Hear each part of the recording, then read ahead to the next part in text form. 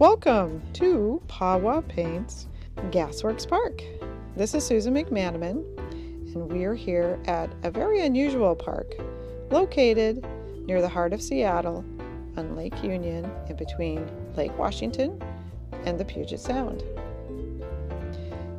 Created from the remains of an old gasification plant, it was put on the National Register of Historic Places in 2013. What is a gasification plant, you may ask? Well, apparently it's a place where coal is turned into gas that is then used for lighting, cooking, refrigeration, and the heating of homes and water.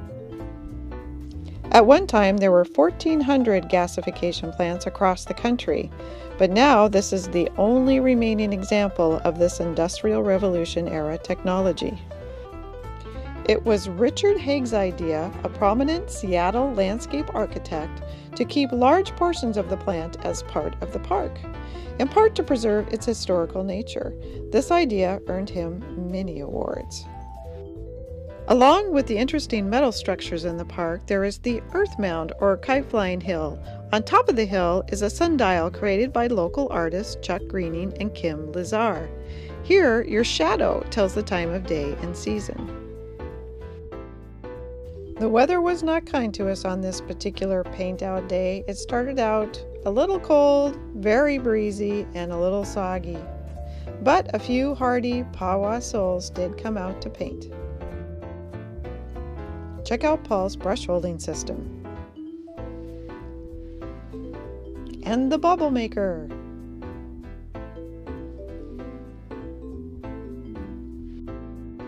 Fortunately for us, there is a covered area in the park, so even when it is raining, there is an opportunity to stay dry and do some painting. Tina, our facilitator on the left, all bundled up, painting away, and Bronwyn perched cutely, painting on the right.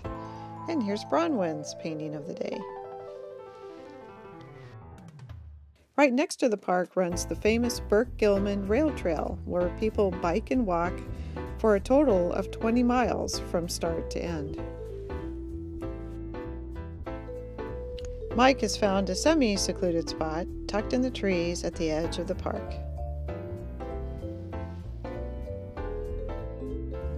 At Gasworks, there are public restrooms and free 4-hour parking.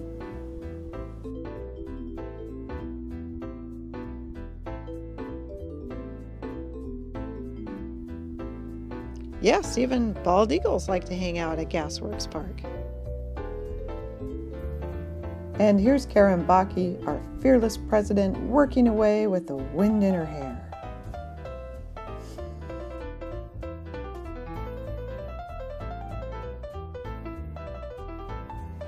Karen's wonderful painting from the day. We broke early since it was so chilly and headed out for lunch at the Essential Baking Company down the street. It's just a couple blocks. And ooh, they had some yummy things here.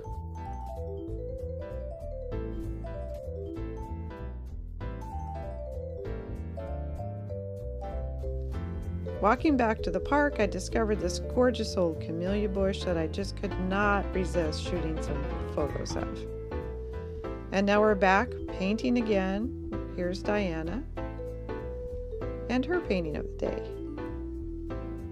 And then voila, there is Brooke, also joining us for the afternoon.